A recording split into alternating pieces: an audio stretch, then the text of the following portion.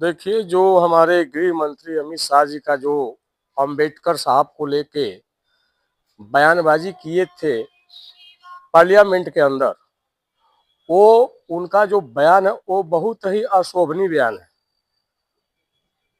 वो हमारे पास शब्द भी नहीं है कि उसमें बयान का निंदा करूं।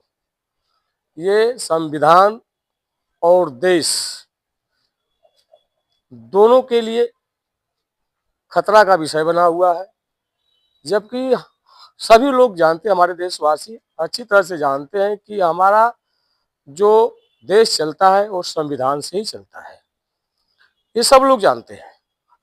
हम छोटे वर्ग, दलित वर्ग, अल्पसंख्यक वर्ग, हम लोग को बाबा साहब ने इस रास्ते पर लाया। बाबा साहब के प्रयास से आज हम लोग नेता, मंत्री, एमएलए, मुख्यमंत्री, प्रधानमंत्री बनते हैं। नहीं तो ये लोग कभी हम लोग को बनने नहीं देते, बोलने नहीं देते। हम लोग जैसे कि जानते हैं कि कुछ वर्षों पहले हम लोग उनके सामने खड़े नहीं हो पाते थे। हमारे उनके बच्चे अगर 20 साल के होते थे तो मेरे बाप का उम्र अगर 40 साल होता था, वो भी उनके सामने खड़े नहीं हो पाते थे। वो कुर्सी बैठते थे, चारपाई बैठते थे, और हमारे बाप या चाचा या दादा जो उम्रदार होते वो भी उनके सामने खड़े होते, क्योंकि वो उनको ऐसा कहा जाता था कि वो ये चीज है, ऐसे आदमी हैं, ऐसे जाति से हैं। हम लोग को बराबर नीच जाति के थोड़ा से देखा गया निगाह से। तो ऐसी जो हम लोग के प्रति उन लोगों की भावनाएं थी, इस भावनाओं को खत्म करने के लिए बाबा साहब भीमराव अंबेडकर जी ने ही किया।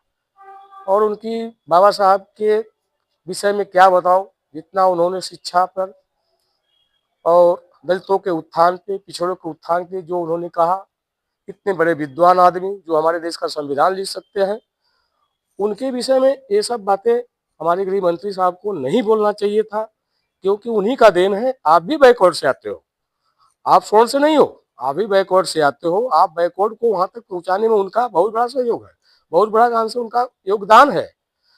और ऐसे आदमी पर टीका टिप्पणी करना या संविधान का विरोध करना, अगर आप संविधान का विरोध कर रहे हो तो आपको अपने देश में इस गरिमामयी पद पे रहने का कोई अधिकार नहीं है, हिंदुस्तान में रहने का भी अधिकार नहीं है। अगर जो संविधान का विरोध करेगा उसको हिंदुस्तान में अपने देश में रहने का अधिकार नहीं है। और मैं फिर कहता हूं कि वो